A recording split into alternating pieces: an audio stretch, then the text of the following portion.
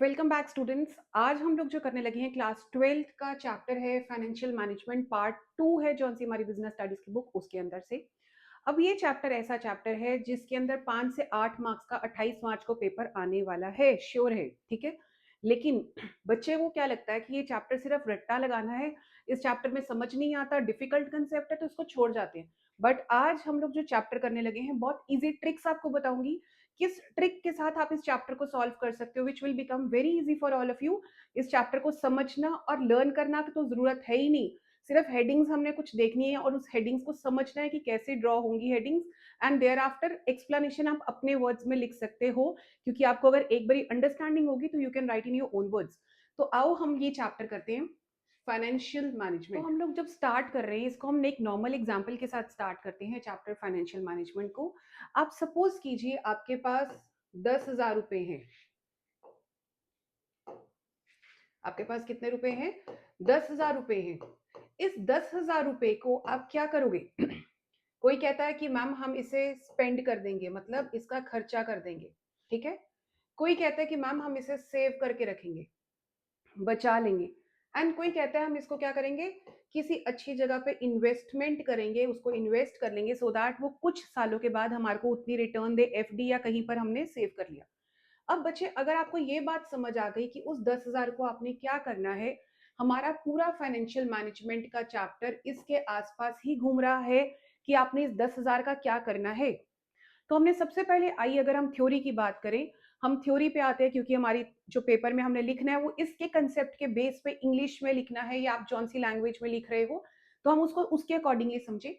अब business finance कहते हैं जब हम करते हैं, हम लोग 3 पर्पस के लिए कर रहे हैं। पैसा लाना कहां से है, तो अगर मैं यहां पे लिखूं पैसा लाना, तो उसको हम क्या कहेंगे? Acquisition of funds. Acquisition means उसको हम क्या कहा? पैसे को लेकर आना, दैट मींस प्रिक्योर करना, प्रिक्योरमेंट ऑफ फंड्स, ठीक हो गया। उसके बाद यूसेज ऑफ फंड को हम क्या कहेंगे? पैसा लगाना किधर है,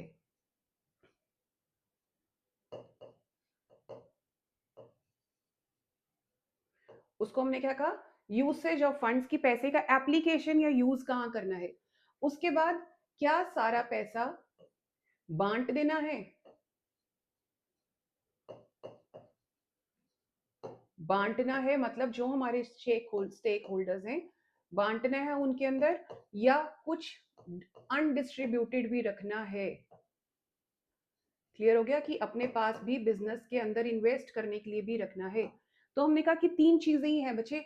पैसा लाना किधर से है, तो that is called acquisition of funds. तो बिजनेस फाइनेंस किससे कंसर्न है कि पैसा लाना कहां से है, तो दैट मींस एक्वायर कहां से करना है, एंड उसके लिए दूसरा वर्ड क्या आ गया? प्रोक्योरमेंट।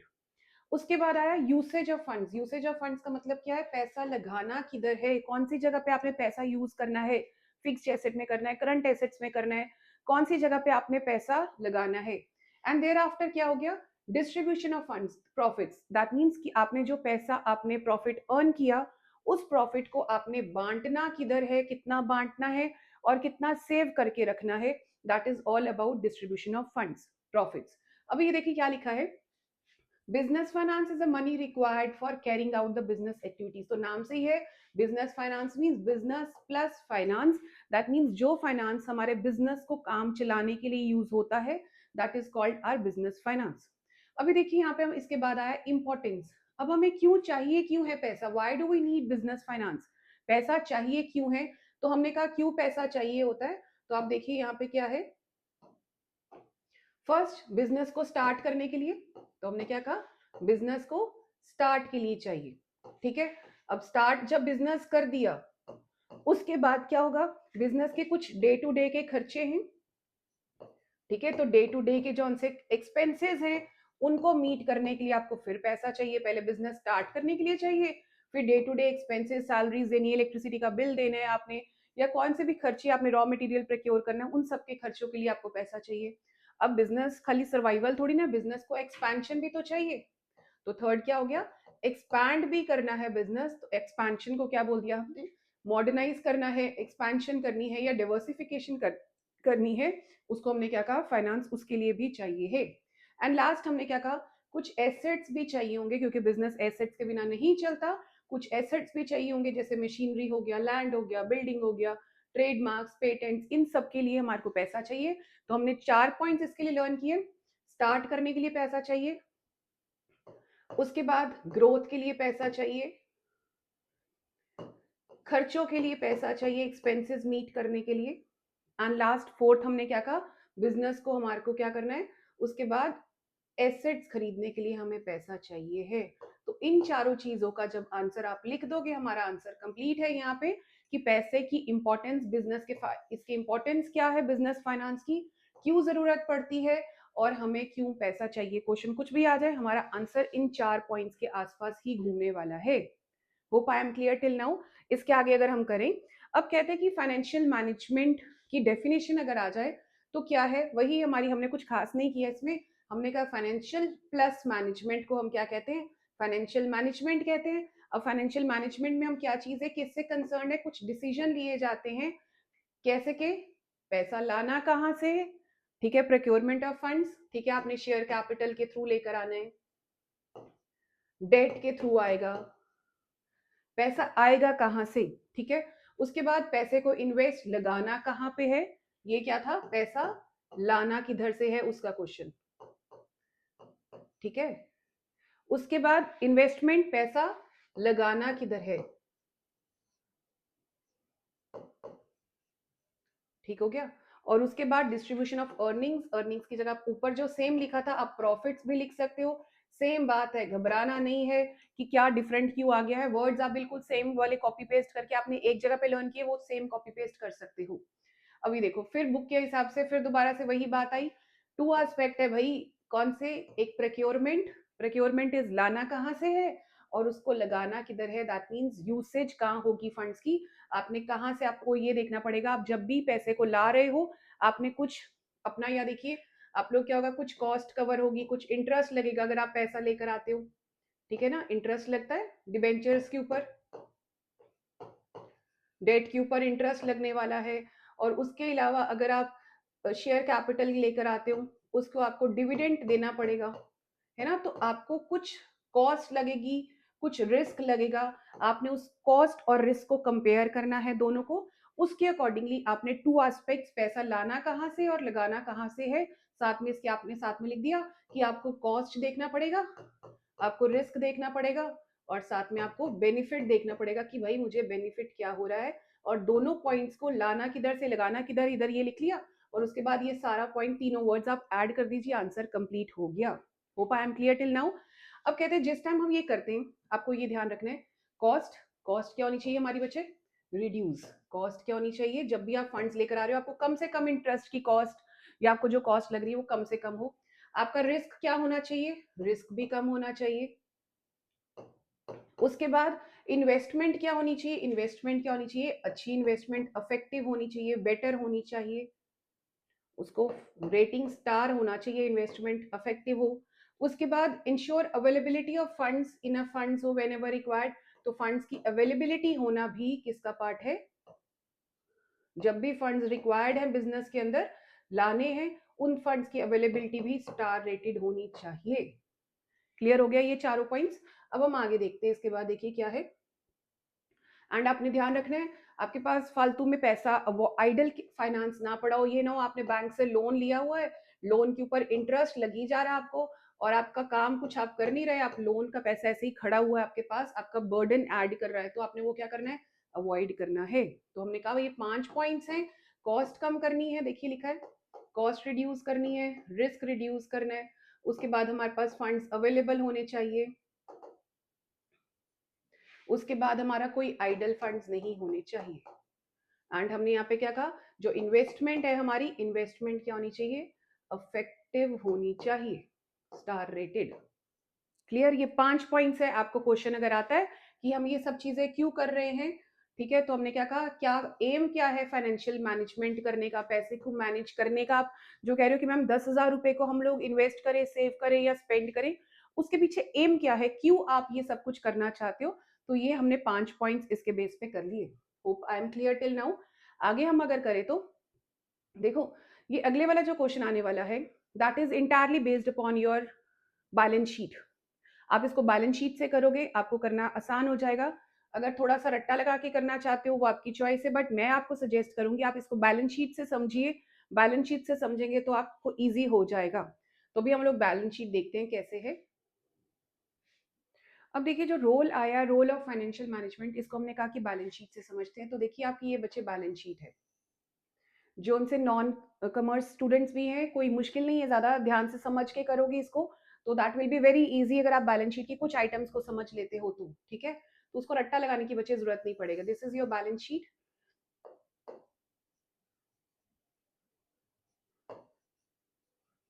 बैलेंस शीट की इस साइड पे हमारा क्या आता है, एसेट साइड है, and this is your liability side, right. तो भी एसेट साइड पे देखिए हम लोग सबसे पहले क्या लिखते हैं बच्चे, फिक्स्ड एसेट्स लिखते हैं। उसके बाद क्या आते हैं हमारे करंट एसेट्स। इधर हमारा अगर क्या आता है, पहले सबसे पहले कितने हमारे डिबेंचर्स होंगे, डेट कितना होगा, इक्विटी शेयर कैपिटल कितना होगा, प्रेफरेंस शेयर कैपिटल कितना होगा, उसके बाद रिटेन्ड अर्निंग्स कितनी होंगी, कितना पैसा हम बिजनेस में संभाल के रखेंगे, रिटेन करके रखेंगे। एंड उसके बाद हम लोग पढ़ते हैं यहाँ पे कुछ आइटम्स के बाद हमारी करंट लायबिलिटीज, जिसके अंदर से हमारे क्रेडिटर्स वगैरह की बात आ गई, उनसे हम कितना पैसा लेंगे, ठीक है।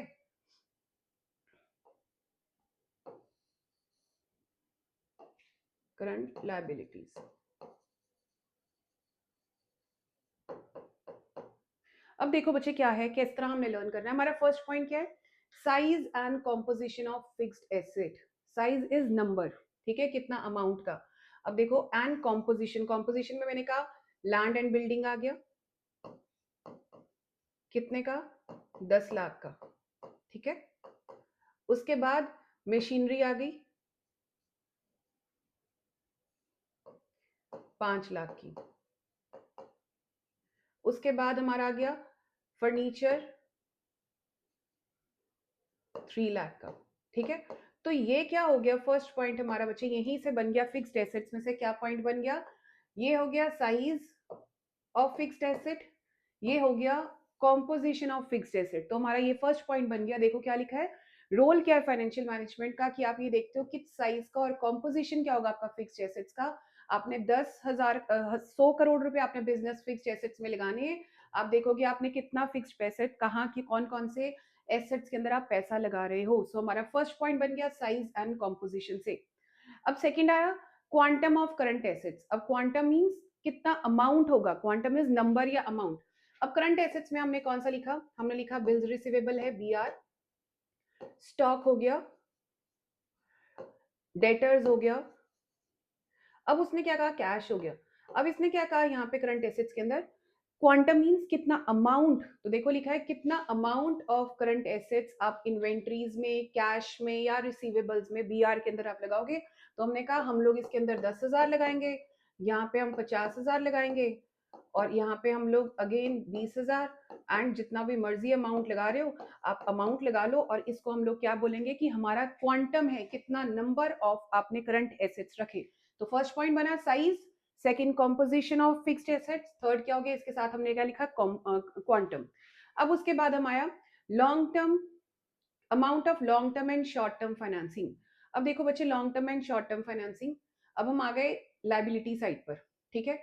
लाइबिलिटी साइड पर ये क्या हो गया हमारा, ये सारा क्या है, हमारे लॉन्ग टर्म लाइबिलिटीज है ना।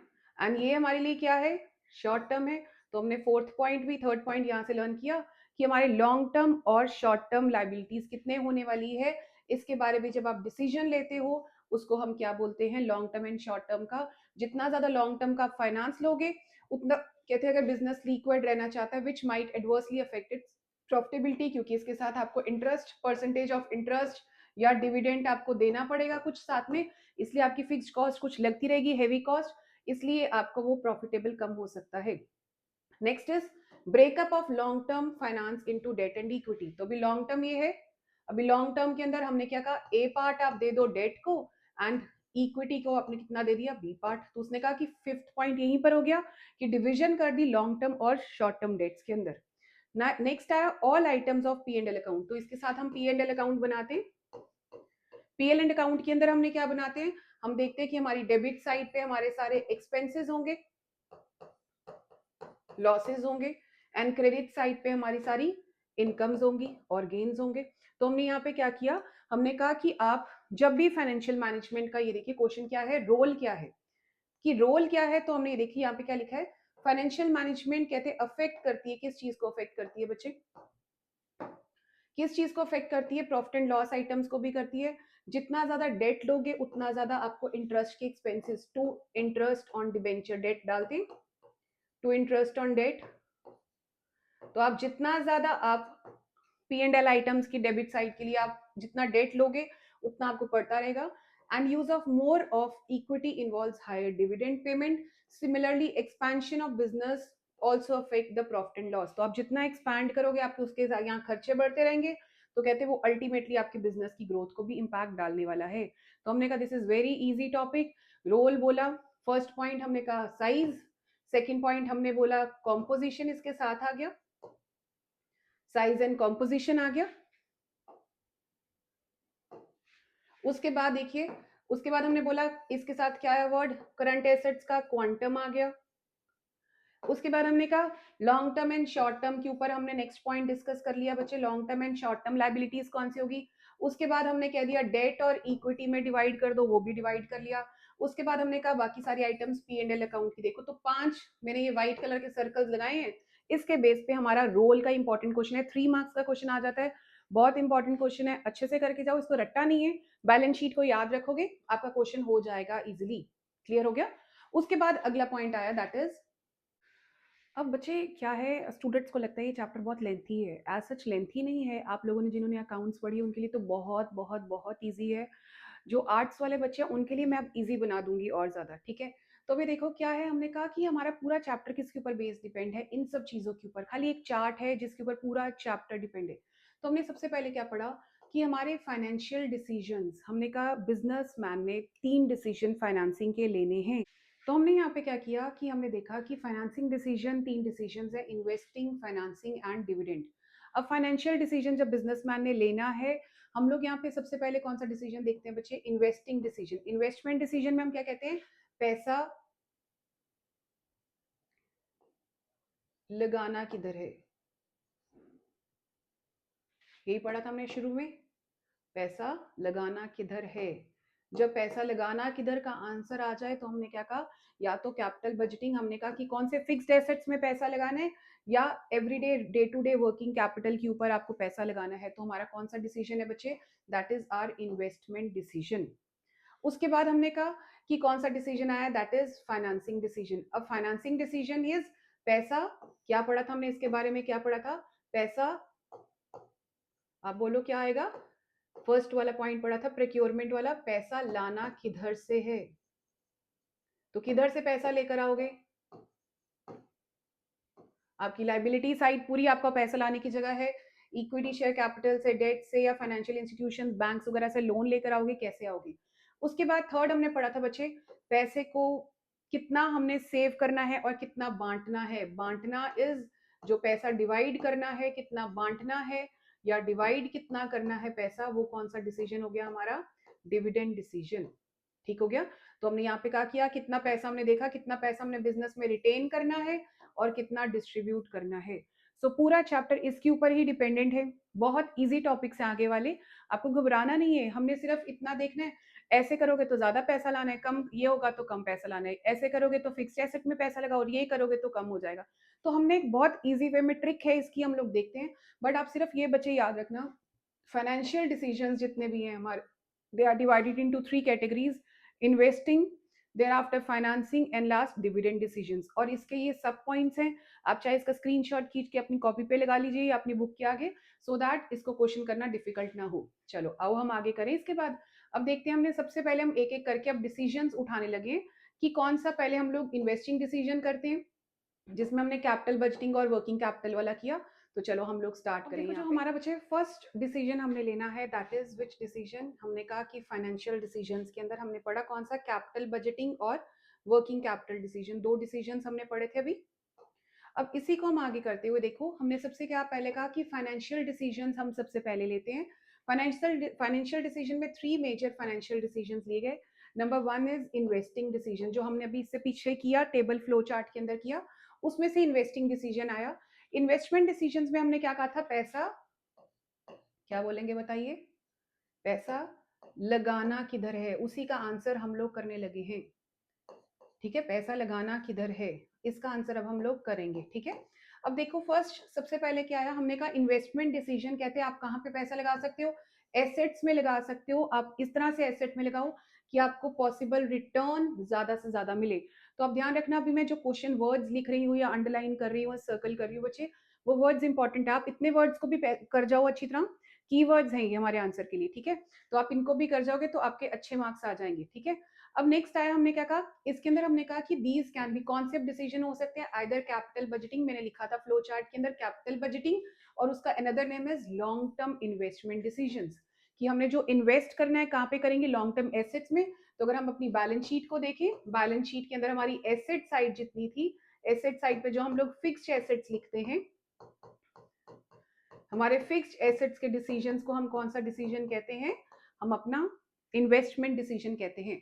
तो अभी देखो क्या, these related to the decisions taken for long term commitment, example investing in new machinery आपने ली, कोई फिक्स्ड एसेट लिया, कोई न्यू ब्रांच आपने स्टार्ट की, तो हमने उन डिसीजंस को क्या बोला बच्चे, हमारे फाइनेंस कैपिटल बजटिंग या लॉन्ग टर्म इन्वेस्टमेंट डिसीजंस हैं। अब कहते हैं ऐसे जब आप डिसीजंस लेते हो, यहाँ पे अब क्वेश्चन केस स्टडी के लिए आता है, ध्यान से देखिए। अब कैसे आता है, कहते हैं इनका रोल क्या है इन डिसीजंस लेने को, कैपिटल बजटिंग या हमने कहा लॉन्ग टर्म इन्वेस्टमेंट डिसीजंस लेते क्यों हो, तो हमने कहा हम चाहते हैं हमारा बिजनेस ग्रो हो, भाई हमारी बिजनेस की अर्निंग कैपेसिटी बढ़े, वही पुरानी मशीन्स में थोड़ी ना काम करते रहेंगे, न्यू मशीनरी आए, पैसा उसमें हम इन्वेस्ट करेंगे, हमारा आउटफ्लो ऑफ फंड्स, ठीक है, हमारे से क्या होगा, पैसा ह्यूज। इसके अंदर हम कहते हैं कि इंपॉर्टेंट क्या है, इनके डिसीजंस इंपॉर्टेंट क्यों है, ये क्वेश्चन है, ऐसे ही आ जाता है, why these decisions are very important, this is very very very important बच्चे क्वेश्चन। ठीक है, 3 मार्क्स का क्वेश्चन एज इट इज ही आ जाता है। So why capital budgeting decisions are important, number 1 हमारी अर्निंग कैपेसिटी बढ़ जाती है फर्म की, हमारा क्या है, कहते हैं अब इसकी इंपॉर्टेंस ये भी है कि आपका बहुत पैसा, इन करोड़ों में आपकी मशीनरी आती है, आपका बहुत पैसा आउटफ्लो हो रहा है, and such decision are irreversible, ये रिवर्स नहीं कर सकते, आपने करोड़ों की मशीनरी ले ली, उसके बाद कहो हो भाई ये क्या हो गया, कि डिसीजन हमने क्यों लिया, तो वो गलत है ना, इरिवर्सिबल है। अब यहाँ पे क्वेश्चन क्या आता है, why capital budgeting decisions are irreversible, तो irreversible क्यों है, because once a bad capital budgeting decisions is taken, आपका क्या, it will lead to adverse financial consequences, आप उसको रिवर्स नहीं कर सकते because it involves huge outflow of funds। Clear हो गया, इसका आंसर आपको यहाँ ये दोनों लाइंस इधर से और इस लाइन को कनेक्ट करके बनता है। क्लियर हो गया। सो अभी हमने क्या कहा, पैसा कहाँ पे लगा सकते हो, या तो आप इन्वेस्टमेंट पे लगा सकते हो, सेकंड हमने क्या कहा, कहाँ पे लगेगा, वर्किंग कैपिटल, जो आपकी रोज रोज की, हमने जिसे कहा शॉर्ट टर्म इन्वेस्टमेंट है, ठीक है, रोज रोज के हमारे खर्चे हैं, उसके ऊपर आप पैसा लगा सकते हो। जैसे हमने कहा current assets like cash, stock, debtors, तो हमने कहा जब हम बैलेंस शीट देख रहे थे, बैलेंस शीट में हमने फर्स्ट कैपिटल बजटिंग डिसीजन में क्या लिखा है, एसेट साइड के ऊपर बच्चे, सबसे पहले फिक्स्ड एसेट्स के ऊपर पैसा लगाया, उसके बाद हमने किसके ऊपर लगाया, वर्किंग कैपिटल में क्या आ गया, हमारे रोज रोज के लिए हमारे को कितना पैसा चाहिए, दैट इज हमारे करंट एसेट्स का कितना चाहिए है। क्लियर हो गया। तो these decisions require efficient cash management, comma inventory आपकी अच्छी होगी अगर आप ये डिसीजंस केयरफुली लोगे, एंड रिसीवेबल मैनेजमेंट की आपके जो डेटर्स हैं आपको टाइमली पेमेंट कर रहे हैं नहीं कर रहे, वो किस पे डिपेंड करेंगे, आपके वर्किंग कैपिटल डिसीजंस के ऊपर डिपेंड करेंगे। तो ultimately chapter is entirely based upon आपकी बैलेंस शीट। अगर आप बैलेंस शीट ध्यान से करते हो, आपको समझ आ गई बैलेंस शीट जो मैंने पहले फॉर्मेट बनाया था, चाहे आप नॉन कमर्स बच्चे हो चाहे कमर्स वाले बच्चे हो, आप अगर बैलेंस शीट को समझ के क्वेश्चन करते हो तो इट इज मतलब entire chapter is moving around that only. ठीक हो गया। उसके बाद बच्चे आया factors affecting capital budgeting decision. अब कहते हैं कौन से फैक्टर्स हैं जो कैपिटल बजटिंग डिसीजन को, मतलब कैपिटल बजटिंग मतलब किसके बारे में बात की जा रही है, फिक्स्ड एसेट का डिसीजन है ना, फिक्स्ड एसेट का डिसीजन अगर आपने लेना है तो ऐसी कौन सी बातें हैं आपको जो ध्यान में रखनी है। तो अब कहते हैं फर्स्ट कैश फ्लोज का। अब कैश इनफ्लो भी होगा, कैश क्या होगा, इनफ्लो आना भी है कैश, और कैश आउटफ्लो भी होगा, जाना भी है कैश। तो आप जब भी फिक्स्ड एसेट में पैसा लगा रहे हो, आप ये ध्यान रखो आपका खूब पैसा आउटफ्लो की फॉर्म में बाहर जाने वाला है। तो जब आपका पैसा बहुत जाने वाला है, तो आप ये देखो क्या इनफ्लो भी अच्छा खासा होगा, उसके साथ उसकी एक्सपेक्टेड लाइफ क्या है, वो एसेट आपको कितना आपको इनपुट दे सकेगा, अगर आप इतने साल रखते हो वो आपको कितनी कमाई करके देगा पर्टिकुलर एसेट। सो हमने यहाँ पे क्या कहा, हमने कहा whenever a firm investment decision is taken, it involves huge cash in the form of cash receipts and payments over a life of such investment. Such cash flows should be carefully analyzed before making capital budgeting decision. तो लेने से पहले आपको इन चीजों का ध्यान रखना है। बच्चे 3 फैक्टर्स इन सबके हैं, ये फैक्टर्स बहुत इंपॉर्टेंट है case study point of view से भी, और अदरवाइज भी दिस मतलब फैक्टर्स जितने भी हैं दे आर वेरी इंपॉर्टेंट। ठीक हो गया। सेकेंड आया रेट ऑफ रिटर्न। अब उसके अंदर आपने इतना रिस्क लिया भाई, ठीक है, उस रिस्क के साथ आपको रिटर्न कितना मिल रहा है उस एसेट के ऊपर। आपने करोड़ों रुपए में पैसा लगाया ना, रिस्क लिया आपने करोड़ों रुपए लगाकर, ठीक है, आपने करोड़ों की आपने इन्वेस्टमेंट की, उस इन्वेस्टमेंट से आपको बेनिफिट, रिटर्न मींस बेनिफिट कितना ड्राइव होने वाला है, तो उसको हमने क्या बोला उस इन्वेस्टमेंट प्रोजेक्ट में, उसको हमने क्या बोला, हमने कहा उसको हम कहते हैं हमारा कैपिटल बजटिंग डिसीजन। एंड जरूरी नहीं है एसेट ही ले रहे हो, आपने कोई न्यू ब्रांच ली, ठीक है, आपने कोई न्यू क्या नाम है, हमने डिवर्सिफिकेशन की, डिवर्सिफाई किया बिजनेस को, मॉडर्नाइज किया आपने बिजनेस को, ठीक है, तो वहां पे एक्सपैंड किया आपने बिजनेस को, है ना।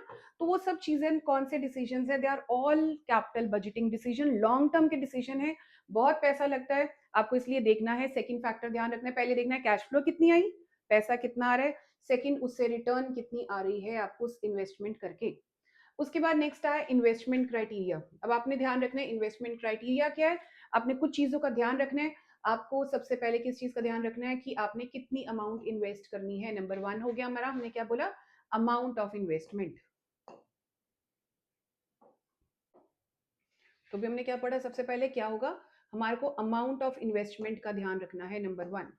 उसके बाद हमें किस चीज का ध्यान रखना है, हमारे को कितनी इन्वेस्टमेंट करेंगे तो हमारे को कहीं से पैसा लेना पड़ेगा, हमारे को उसके ऊपर कितना इंटरेस्ट रेट पे करना पड़ेगा।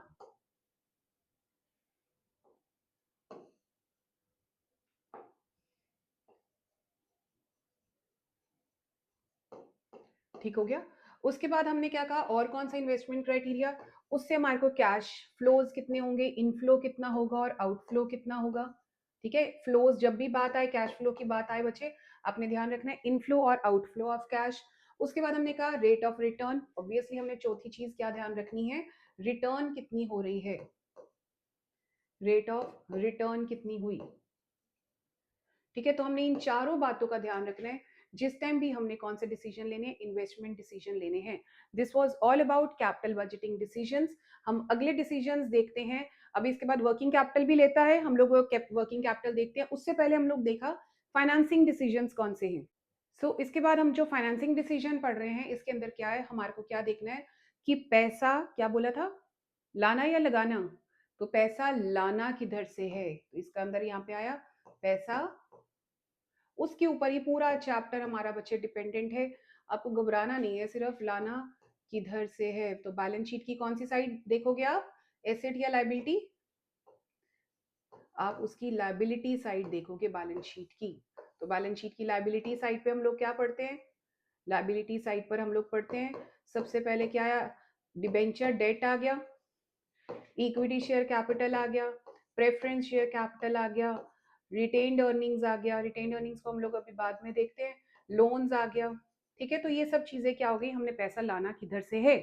अब नेक्स्ट इसके अंदर देखिए पैसा लाना किधर से, तो हम देखते हैं क्वांटम अमाउंट ऑफ फाइनेंस, कितना आपको लॉन्ग टर्म सोर्सेज से रेज करना है, जिसमें से आप क्या, हमने 3 क्वेश्चंस का आंसर करना है। नंबर 1 इज कहाँ से आएंगे, कौन कौन से सोर्सेज है भाई, हमारे को पैसा देने के लिए तैयार कौन है, पहले ये तो देखो पैसा लाना है लेकिन देगा कौन। ठीक है, तो इसलिए हमने यहाँ पे क्या कहा, सोर्सेज देखो, अमाउंट देखो भाई कितना पैसा लाना है, ऐसी किसी के पास जाओगे तो नहीं बैंक, हाँ जी भाई लोन चाहिए, कितना लोन चाहिए तो पता ही नहीं है, तो अपने ध्यान से सोच के लेना है, बिकॉज आपके पास आइडल फाइनेंस भी नहीं रहना चाहिए, फालतू में पैसा नहीं रहना चाहिए जिसको आप इस्तेमाल ही नहीं कर रहे। And third is cost, cost किस वे में होगी, या आपको इंटरेस्ट देना पड़ेगा, ठीक है, या आपको क्या देना पड़ेगा, डिविडेंड देना पड़ेगा। तो हमने कहा कि आपकी कॉस्ट कम से कम लगे, आप ध्यान रखिए। इसलिए आपको फाइनेंसिंग डिसीजंस को केयरफुली रख लेना है, बिकॉज वो आपकी कौन सी साइड पर है, लायबिलिटी साइड पे। इसके साथ आपके सिर पे भार पड़ने वाला है। अब देखिए, अब कहते हैं मेन सोर्सेज। अब इसने ये कहा था कि सोर्सेज कौन से, हमने कहा there are main two sources. Number one is share holder fund. Share holder fund हमारी क्या हो गई, equity and preference share holder. ये क्या हो गए बच्चे, हमारे शेयर होल्डर फंड, इसको हम क्या कहते हैं, ओनर्स फंड भी बोलते हैं। एंड दूसरा is borrowed fund. Borrowed fund में आप डेट हो गया, आपने लोन ले लिए, तो ये क्या हो गया, शॉर्ट टर्म लोन या लॉन्ग टर्म लोन्स लिए, वो आपको क्या हो गया, बोरोड फंड। अब उसके हम आगे पढ़े यहाँ पे। तो अब कहते हैं जब आप पैसा बोरो करते हो, दिस इज वेरी इंपॉर्टेंट, अगला पार्ट आया जौन सा बच्चे, वेरी इंपॉर्टेंट है।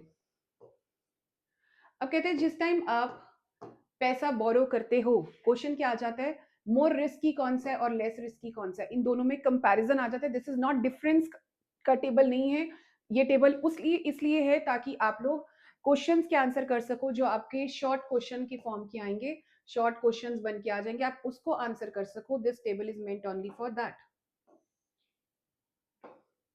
किसके लिए है, सिर्फ शॉर्ट क्वेश्चंस के लिए। ठीक है, तो अभी हम लोग देखें कैसा है। अब कहते हैं बोरोड फंड, ऑब्वियसली आपने किसी से पैसा लिया है तो आपके लिए रिस्की है ना भाई, हम लुटा पाएंगे पैसा, वापस कर पाएंगे, नहीं कर पाएंगे, क्योंकि हमने यहाँ पे क्या कहा, फिक्स्ड इंटरेस्ट। आप किसी से लोन लेते हो या डेट लेते हो, तो आपने यहाँ पे क्या, बोरोड फंड में हमने दो एग्जांपल्स की, एक तो डिबेंचर्स, डेट जिसे हम बोलते हैं बच्चे, और लोन्स। आप किसी से लोन लेते हो, आपको इंटरेस्ट देना ही देना पड़ेगा। ठीक है, आपने पढ़ा होता है ना 5% डेट, ऐसे पढ़ते हैं हम लोग। तो 5% ये क्या है, इंटरेस्ट का रेट है, या 12%, 15%, जो भी आप आगे लिखा होता है। एंड ऑब्वियसली आपने डिबेंचर वाला पैसा भी तो वापस करना है, इंटरेस्ट दोगे, प्रिंसिपल अमाउंट भी तो वापस करते हो। इसलिए ये रिस्की ज्यादा है कि कल को बिजनेस ना चला, भाई हमने लोन लिया है, कैसे उतारेंगे। ठीक है, नेक्स्ट इज आपका, लेकिन ये कहते हैं हमारा ये चीपर सोर्स ऑफ फंड है। This is again very important question. Cheaper source of fund है कैसे, आप जब भी बैलेंस शीट बनाते हो बच्चे, नॉट बैलेंस शीट, आप लोग जिस टाइम भी पी एंड एल अकाउंट बनाते हो, पी एंड एल अकाउंट बनाते हो, आपने अगर डेट रेज किया है तो उसके ऊपर इंटरेस्ट जो लोगे, आपका ये कौन सी एक्सपेंसिव साइड होती है, debit side is your expense वाली साइड।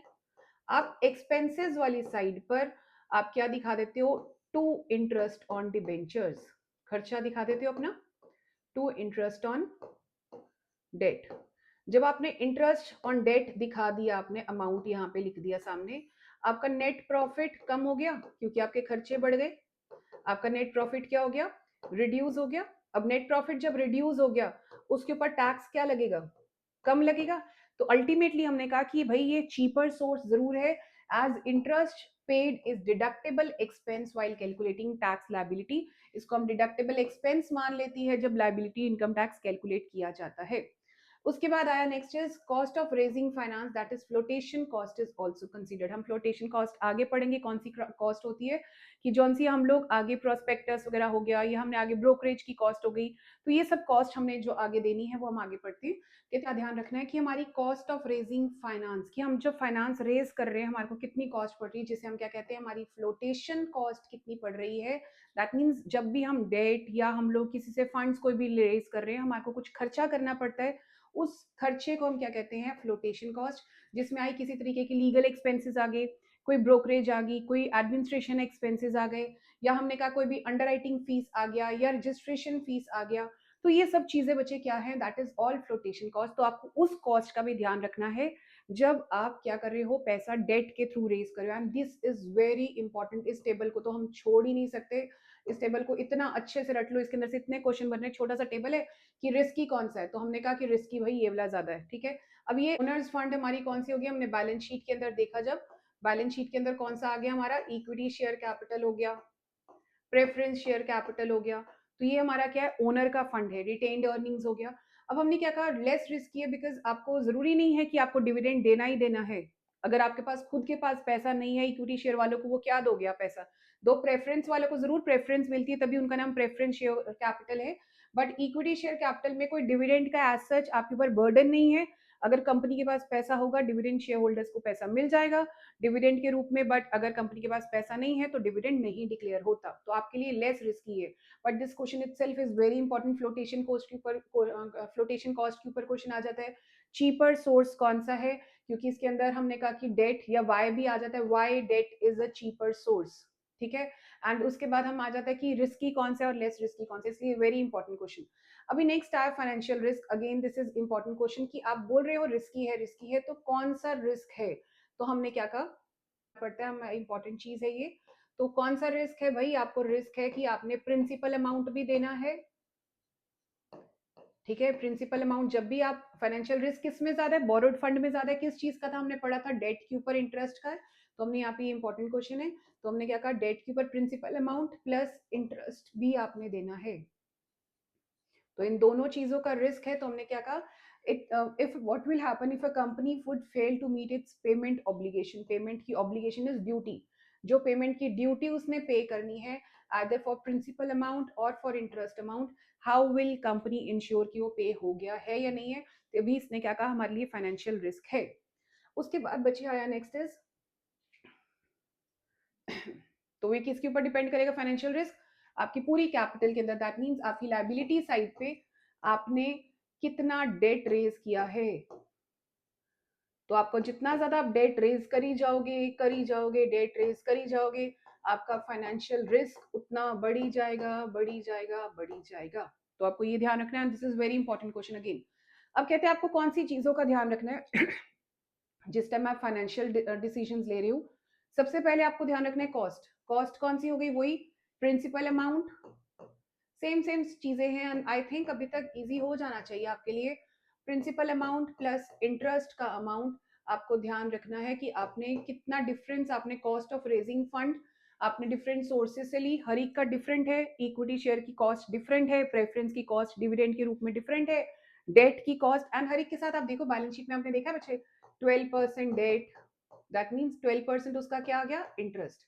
5% इक्विटी शेयर कैपिटल, 5% क्या आ गया, डिविडेंड आ गया।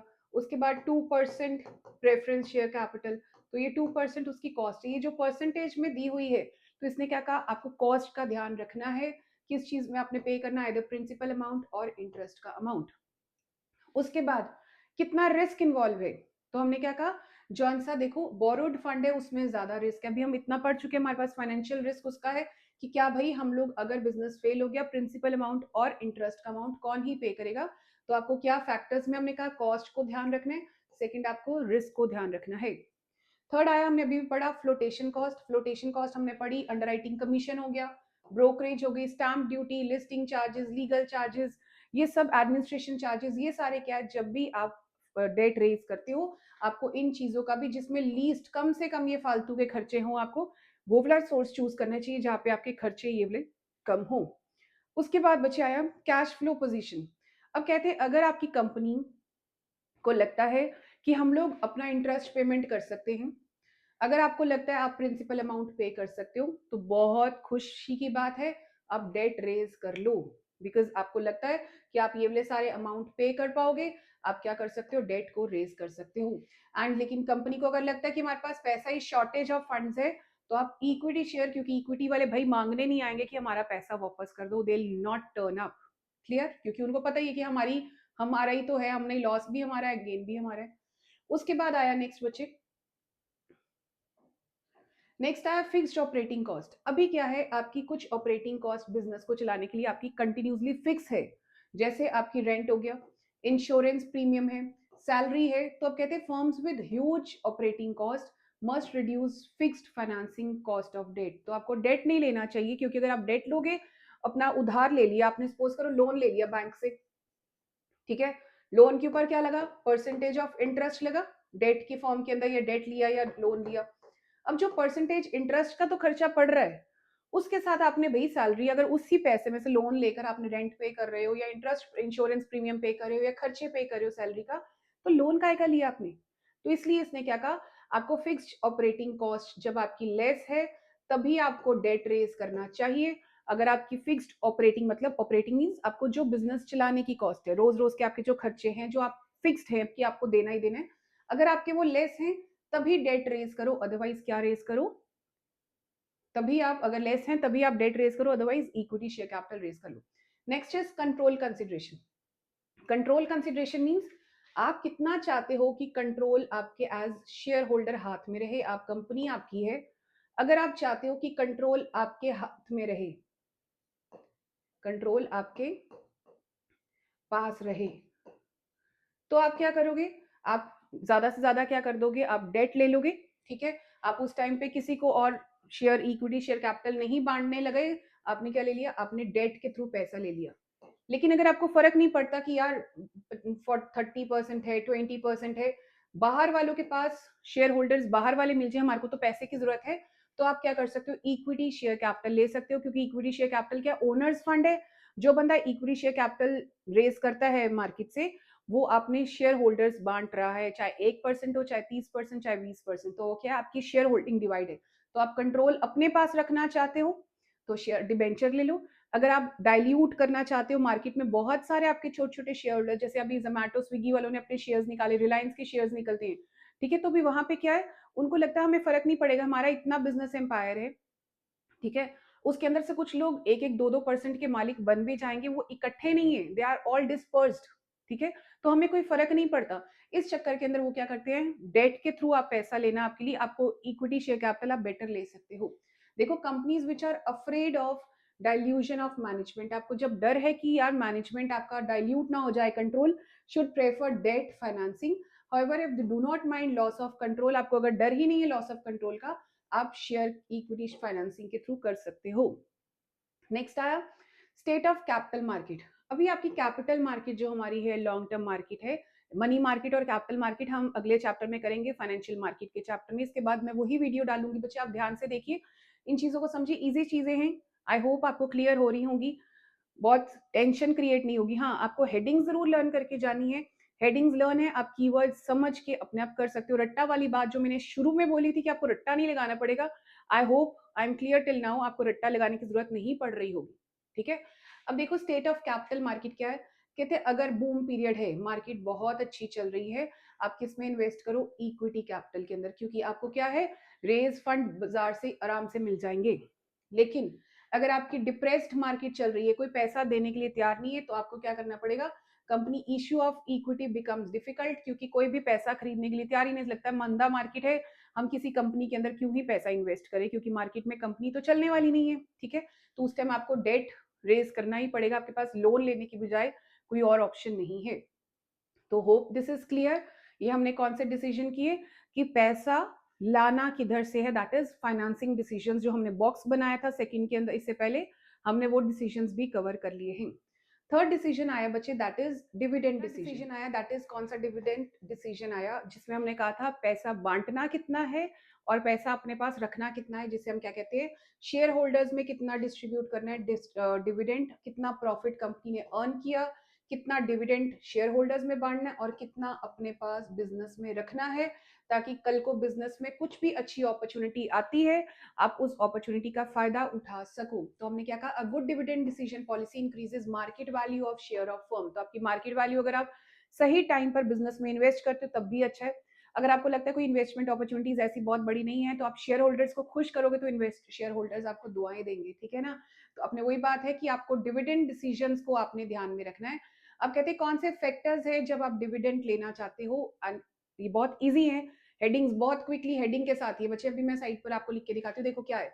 अब कहते हैं डिविडेंड जब आपने लेना है, देना है, ठीक है, कि बांटना है शेयर होल्डर्स में, तो आपको किन चीजों का ध्यान रखना है, अमाउंट ऑफ अर्निंग्स। तो आपने क्या कहा, डिविडेंड कहाँ से होता है, आपकी कंपनी कहाँ से देगी, जो प्रीवियस ईयर की अर्निंग्स हुई होगी वहां से देना है। तो अगर आपको लगता है अगर अर्निंग्स आपकी क्या हुई, ज्यादा हुई, अर्निंग्स आपकी ज्यादा हुई, तो आप डिविडेंड कितना दोगे, ज्यादा दे दो भाई, आपके पास पैसा ही बहुत है, ठीक है। तो आप क्या करोगे, डिविडेंड उस टाइम क्या कर दोगे, ज्यादा दे दोगे। एंड अर्निंग ही नहीं हुई अगर, तो बच्चे कहाँ से पैसे दोगे, अपनी पॉकेट में से कहाँ से ला के दोगे। तो हमने क्या कहा, अगर अर्निंग कम है तो डिविडेंड भी क्या हो जाएगा, कम हो जाएगा। क्लियर हो गया। आगे उसके बाद आया स्टेबिलिटी ऑफ अर्निंग्स। आपको क्या लगता है बिजनेस में अर्निंग स्टेबल है, या आपकी, हमने क्या कहा, रेगुलर अर्निंग्स हैं। अगर आपको लगता है कि आपकी अर्निंग्स रेगुलर हैं, ठीक है, रेगुलर अर्निंग्स अगर आपको लगता है कि आपको कोई ऐसा नहीं होगा कि अभी आज अर्न कर लिया, कल को फिर आपको दुखी लगोगे कि हाय भाई हमारे पास तो पैसा ही नहीं है, लोन लेना पड़ेगा, क्या करेंगे। अगर आपको लगता है रेगुलर अर्निंग आपको हो रही है, आप क्या कर दो, डिविडेंड बच्चे ज्यादा दे दो। डिविडेंड मतलब दे दो, ज्यादा और कम की बात तो बाद में है, दे दो, ठीक है। एंड अगर इररेगुलर है आपकी अर्निंग, अनस्टेबल है या इरेगुलर है, तो अगर उसको अंदर कम है तो अभी हमने क्या कहा, डिविडेंड आप क्या करो, मत दो, खुद फंस जाओगे वरना। ठीक हो गया। नेक्स्ट है स्टेबिलिटी ऑफ डिविडेंड। अब कहते हैं कई कंपनीज क्या कहती हैं कि हम चाहे थोड़ा सा डिविडेंड दे दें, ठीक है ना, हमारी रेपुटेशन अगर हमारे को ध्यान रखना है, रेपुटेशन का ध्यान रखते हुए हम लोग डिविडेंड चाहे कम परसेंटेज दे दें, बट हमारे को अपनी गुडविल बहुत प्यारी है, रेपो बहुत पूरा प्यारी है, तो आप डिविडेंड दे दो। लेकिन अगर आप, मतलब मेन है कि आपकी पॉलिसी क्या कहती है कि हम स्टेबल डिविडेंड देंगे, चाहे 1% दे, 2% दे, 5% दे या 10% दे। अगर हमें लगता है हम स्टेबल बनाना चाहते हैं, हर साल शेयर होल्डर्स को कहते हैं भाई खुश रहो, जी लो अपनी जिंदगी, तो वहां पे क्या है, अगर हम ऐसा चाहते हैं रेपुटेशन अपनी कंपनी की बनाना, तो हमारे को डिविडेंड को स्टेबल रखना चाहिए। नेक्स्ट आया ग्रोथ अपॉर्चुनिटी। अगर आपको लगता है आपका बिजनेस ग्रो कर रहा है, तो क्या करोगे, बिजनेस दे दोगे पैसा, आप ओनर हो भाई, शेयर होल्डर्स हो आप लोग, उस टाइम तो शेयर होल्डर्स खुद कहेंगे कि बिजनेस में इन्वेस्ट करो, तो आपको उस टाइम जब ग्रोथ अपॉर्चुनिटीज आपके पास ज्यादा है, तो आप बिजनेस डिविडेंड क्या करो, आप कम दो या वरना मत दो। लेकिन अगर आपको लगता है एज सच कोई ग्रोथ की फ्यूचर में आपको अपॉर्चुनिटीज नहीं दिख रही, जहाँ पे companies with growth process can declare more dividend as well, तो भी हम यहाँ पे देखो लिखा है companies with high growth opportunities prefer to retain money, वो पैसा रिटेन करना चाहती हैं for future, whereas companies with growth process with low growth process। ठीक है, जो आपको लग रहा है ग्रोथ नहीं करनी, तो आप क्या कर सकते हो, डिविडेंड ज्यादा डिक्लेयर कर सकते हो, वाइस वर्सा भी है हर एक के साथ। उसके बाद आया कैश फ्लो पोजीशन। अगर आपको लगता है भाई हमारे पास सरप्लस कैश है, सरप्लस कैश अगर आपके पास अवेलेबल है, सरप्लस कैश अवेलेबल है, तो आप क्या कर दो, डिविडेंड ज्यादा डिक्लेयर कर दो। अगर लगता है भाई पैसा है ही नहीं हमारे पास, शॉर्टेज, खुद के पास कैश पैसा नहीं है, तो अगर शॉर्टेज है, वाइस वर्सा अगर मैं बोलूं, अगर आपको वाइस वर्सा लिखना नहीं है आपने, ठीक है, सरप्लस लिखना है और शॉर्टेज लिखना है। अगर ऑलरेडी पैसा कम है तो भाई कहां से दे दोगे डिविडेंड, डिविडेंड क्या हो जाएगा, लेस और नो डिविडेंड। क्लियर। उसके बाद share holder preference, this is very important, very very very important, case study का पार्ट आ जाता है बच्चे, ठीक है, केस स्टडी आ जाती है। अब कहते हैं आपके शेयर होल्डर्स किस तरह के हैं। अगर आपके शेयर होल्डर्स आर, हमने बोला जौन से विमेन है या ओल्ड एज हैं, तो हमने उसके अंदर क्या कहा, जो ओल्ड एज हैं या सिंगल पेरेंट हैं या जो बहुत डिपेंडेंट है, नॉट इंडिपेंडेंट, डिपेंडेंट हैं, उनको क्या, वो क्या चाहते हैं कि भाई अगर वो शेयर होल्डर्स हैं उनको होगा हमारे को डिविडेंड क्या मिल जाए, दे दो हमारे को डिविडेंड। लेकिन अगर आपको लगता है कोई बंदा है जिसकी रेगुलर खुद की अर्निंग है, उसे इतना पैसा चाहिए ही नहीं है, ठीक है ना, वो इंडिपेंडेंट बंदा है, रेगुलर अर्निंग है, खुद पैसा कमा रहा है, तो वो कहता है अच्छी बात, आप बिजनेस में इन्वेस्ट कीजिए, बिजनेस में इन्वेस्ट करोगे तो फायदा तो मुझे ही होने वाला है, तो इसलिए वो क्या कहेगा, आपको डिविडेंड, रेगुलर अर्निंग वाले को डिविडेंड नहीं देना पड़ेगा, ठीक है, डिविडेंड नहीं देना पड़ेगा। Next is taxation policy. देखो अब क्या है, कहते हैं कि रेट ऑफ डिविडेंड किसके ऊपर डिपेंड करता है, टैक्सेशन पॉलिसी, सरकार की कितनी टैक्सेशन पॉलिसी है। अगर आपको कहती है, सरकार कहती है dividend income is tax free income in hands of share holder, के जब हाथ में जाती है उसके ऊपर कोई टैक्स नहीं लगता।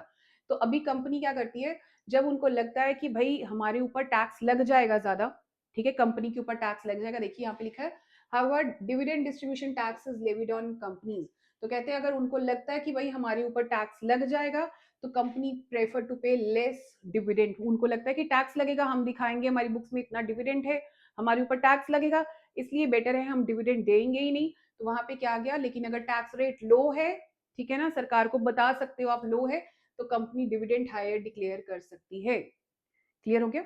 उसके बाद बचे आया स्टॉक मार्केट की रिएक्शंस। अब कहते हैं स्टॉक मार्केट रिएक्शन क्या है, हमने यहाँ पे क्या कहा, rate of dividend and market value of shares, आपकी कंपनी का कितना डिविडेंड आप दे रहे हो और आपकी कंपनी की मार्केट वैल्यू किस पे डिपेंड करेगी, एक दूसरे के ऊपर डिपेंड करने वाली है। लाइक अगर आप डिविडेंड ज्यादा देते हो, ठीक है ना, अगर जैसे ये बात होगी सैलरी अच्छी दोगे तो आपका बॉस आपसे खुश, आपके एम्प्लॉइज आपसे खुश रहेंगे, मार्केट में अच्छी रेपुटेशन होगी, XYZ कंपनी बहुत अच्छा पैसा देती है, ऐसे डिविडेंड शेयर होल्डर्स भी खुश हो जाएंगे, दुआएं देंगे आपको, वो आपकी मार्केट में, आपकी मार्केट की प्राइस बढ़ जाएगा, मार्केट वैल्यू ऑफ शेयर आपकी बढ़ जाएगी। As where as low dividend होगा, may have a, M small है यहाँ पे, may have a negative impact on the share price in the stock market। so management को ध्यान रखना है, जब आपने मार्केट प्राइस, अगर आपको लगता है कि आप अपनी कंपनी की रेपुटेशन बढ़ाना चाहते हो, उसकी मार्केट प्राइस इंक्रीज करना चाहते हो, you should give more of a dividend. Next point आ गया, 2 पॉइंट्स रह गए, खत्म हो रहे हैं, 3 पॉइंट्स रह गए। Legal constraints. अभी कई बार क्या होता है बच्चे, कंपनी एक्ट जो हमारा बना है, कंपनी एक्ट हमारा कहता है कि आपको इतने परसेंटेज डिविडेंड देना ही देना है। कुछ लीगल प्रोविजंस आर देयर जो हमारे लीगल लॉ के अंदर बनी है। तो अगर कंपनी एक्ट बोल रहा है कि आपको इतने परसेंटेज डिविडेंड देना है, for example according to provisions, company has to provide for present as well as past depreciation on asset and create statutory reserves before clearing dividend। तो आपको कहते हैं कि आपके रिजर्व्स क्रिएट होने चाहिए जिसके अंदर से आप क्या करोगे, आप डिविडेंड डिक्लेयर करोगे। तो कहते हैं कि लीगल प्रोविजंस, लॉ की प्रोविजंस क्या कहती हैं, वो भी बहुत मैटर करता है। Again this is example, important example for case study के लिए। एग्जाम्पल बिल्कुल एज इट इज आ जाती है कि लीगल प्रोविजंस आपने उसको आइडेंटिफाई करना होता है, कौन सा पॉइंट है, answer is legal provisions, legal constraints. ठीक है बच्चे। नेक्स्ट पॉइंट आया असेस टू कैपिटल मार्केट। अब अगर कहते हैं कि आप चाहते हो, कैपिटल मार्केट कौन सी मार्केट होती है, जो लॉन्ग टर्म मार्केट है। अब अगर कहते हैं कि कंपनी चाहती है कि उसको long term market, capital market में उसको एंट्री मिल जाए, स्टॉक मार्केट, स्टॉक एक्सचेंज उसको एंट्री दे, उसको लिबरल डिविडेंड पॉलिसी देनी पड़ेगी। लिबरल डिविडेंड पॉलिसी मींस आपको अच्छे खासे डिविडेंड पे करने पड़ेंगे क्योंकि आपकी कंपनी की मार्केट वैल्यू बढ़ गई। तो कहते हैं अगर आप चाहते हो, आप लॉन्ग टर्म मार्केट्स में आना चाहते हो, आपको क्या है, लिबरल डिविडेंड पॉलिसी, मतलब good dividend policy. Liberal is बहुत अच्छी खासी, दिल खोल के आपको डिविडेंड देना पड़ेगा। whereas a firm with limited access to capital market is likely to declare low dividend market, it is likely to declare, वही बोली सेम बात लिखी हुई है। तो वहां पे क्या होगा, लो डिविडेंड आपको मिल सकता है जब आपने कैपिटल मार्केट में एक्सेस नहीं करना, सिर्फ मनी मार्केट में जाना चाहते हो। नेक्स्ट आया, last point is contractual constraint. Again case study का क्वेश्चन बच्चे। तो हमने क्या कहा, कॉन्ट्रैक्चुअल कंस्ट्रेंट क्या कहता कि अगर आपके when a company borrow loan, ठीक है, आप जिस टाइम पे लोन ले रहे हो, देन लेंडर में आउट सर्टेन पुट सर्टेन, यहाँ पे it is put not out, put certain restrictions on the company for the payment of dividend. तो कहते हैं जब आप लोन, जब आप कहते हो कि जब आप कंपनी से पैसा रेज कर रहे हो, जब आप कहते हैं कि आप मार्केट से पैसा रेज कर रहे हो, तो कई बार आपके कॉन्ट्रैक्ट में लिखा होता है कि इतना परसेंट डिविडेंड हमें शेयर होल्डर्स ही कहते हैं कि हमें चाहिए। तो वहां पे क्या आ गया बच्चे कि पेमेंट ऑफ डिविडेंड आपको फ्यूचर में देना पड़ेगा। So companies are required to ensure that payment of dividend does not violate the, आपने जो टर्म्स एंड कॉन्ट्रैक्ट की, जो आपने कंडीशन साइन की हुई है आपके जो अपने शेयर होल्डर्स के साथ, तो आपको उसके अकॉर्डिंगली क्या करना पड़ेगा, आपको डिविडेंड डिक्लेयर करना पड़ेगा। So these were all about very easy way के अंदर हमने 3 डिसीजंस किए, जिसमें से फर्स्ट डिसीजन कौन सा आया था बच्चे, इन्वेस्टिंग डिसीजन। इन्वेस्टमेंट के अंदर से हमने अभी तक कौन सा पढ़ा, हमने 2 कहा था, कौन से डिसीजन है, कैपिटल बजटिंग या लॉन्ग टर्म वाला, ये हम लोग पढ़ चुके हैं। वर्किंग कैपिटल वाला अभी पेंडिंग है, ठीक है, वर्किंग कैपिटल क्या है, ये अभी हमने पढ़ना है, पेंडिंग है।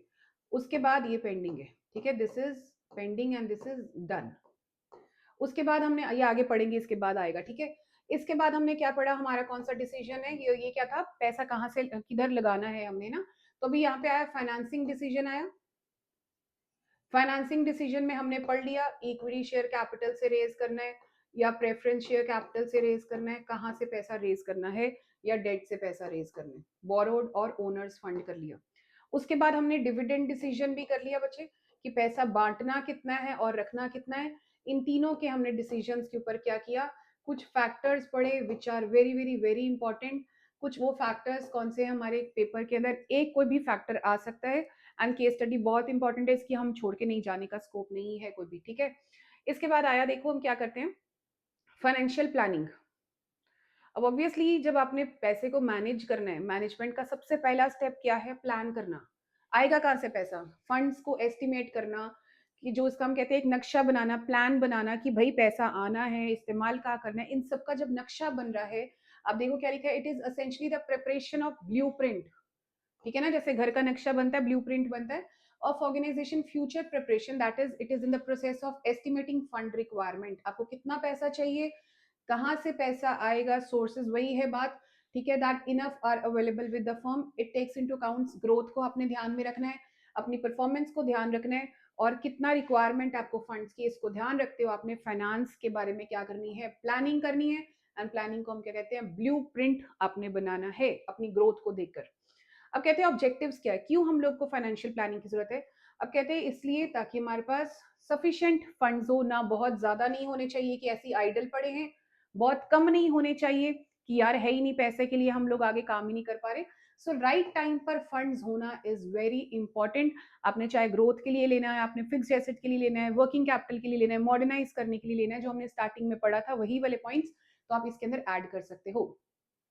अब सेकंड है ensure that unnecessary funds are not raised. अभी हमने बोला ही था, इसके लिए हमने एग्जांपल क्या वर्ड्स लिखे थे, there is no idle fund, तो हमने पहले पढ़ा हुआ है। अगर आप याद रखोगे तो चीजें आगे आगे कंटिन्यू चल रही हैं बच्चे, पिछले वाले को याद रखो तो अगले वाला इज नॉट दैट डिफिकल्ट। तो अभी क्या कहा था हमने, ये ध्यान रखना है फाइनेंशियल प्लानिंग का पर्पस क्या है, सरप्लस फंड्स नहीं होने चाहिए। Financial planning aims to use in the best possible manner so that financial resources are not left idle. Free नहीं पड़े होने चाहिए, क्योंकि अगर फ्री पड़े रहेंगे रिसोर्सेज तो आपको प्रिंसिपल अमाउंट तो पे करना ही करना है, आपको साथ में और क्या पे करना पड़ेगा, उसके ऊपर इंटरेस्ट जौन सा है जिसकी आपको रिस्क बहुत है, इंटरेस्ट भी पे करना पड़ेगा। ठीक है, सो फाइनेंशियल प्लानिंग करती है आपकी मैच कितने फंड्स रिक्वायर्ड हैं with their availability, right time पर राइट फंड्स अवेलेबल कराना इज वेरी इंपॉर्टेंट। होप अभी तक चीजें काफी क्लियर हो गई होंगी। इसके अगली वीडियो में हम लोग देखते हैं बच्चे कि कौन से न्यूमेरिकल्स आने पेपर में, वो बहुत इंपॉर्टेंट है, न्यूमेरिकल्स करते हैं। इसके कुछ क्वेश्चंस इंपॉर्टेंट रह गए हैं, बट थोड़े थोड़े को पार्ट रह गया है। आप नेक्स्ट वाली वीडियो के अंदर कंटिन्यू रहिए, मैं कोशिश करूंगी एट द अर्लीस्ट वो वीडियो लेकर आऊँ। मेरे को है कि आपका 28 को पेपर है एंड अभी चैनल स्टार्ट किया, अभी काम करना स्टार्ट किए, तो इतना टाइम नहीं है। कोशिश की कि सारे चैप्टर्स बहुत क्विकली, या जो इंपॉर्टेंट वाले चैप्टर्स है, जो बच्चे जिन चैप्टर्स से डरते हैं थोड़ा सा, उन चैप्टर्स को पहले मैं लेकर आऊँ आपके सामने। इसके बाद हम फाइनेंशियल मार्केट्स वाला भी चैप्टर ले आएंगे। देखो ऑलरेडी मार्केटिंग मैनेजमेंट हमारा अपलोडेड है, ठीक है, उसमें सिर्फ प्लेस वाली वीडियो रह गई है, बाकी वो पूरा प्लेस भी हो गया था, प्रमोशन वाली वीडियो पेंडिंग है, बाकी हो गया हुआ है। ठीक है, कंज्यूमर प्रोटेक्शन हमारा अपलोडेड है, मार्केटिंग मैनेजमेंट हमारा हो चुका है। उसके अलावा फर्स्ट चैप्टर मैनेजमेंट वाला हो गया, नेचर एंड स्कोप। उसके बाद प्रिंसिपल्स ऑफ मैनेजमेंट डाल दिया गया है, बिजनेस इन्वायरमेंट डाल दिया है, स्टाफिंग डायरेक्ट डाल दिया है, कंट्रोलिंग और डायरेक्टिंग रह जाएगा, और फाइनेंशियल मार्केट्स रह जाएगा। आप लोग इन चैप्टर्स को अच्छी तरह कीजिए, मैं कोशिश करती हूँ एट द अर्लीस्ट उन वीडियोस को भी लेकर आऊँ, सो दैट आपके लिए learning process will not become difficult. और हम लोग कल इसके नेक्स्ट वीडियो में हम इसके कुछ न्यूमेरिकल्स हैं वो देखेंगे, जिसका क्वेश्चन आराम से केस स्टडी की फॉर्म में आ जाता है।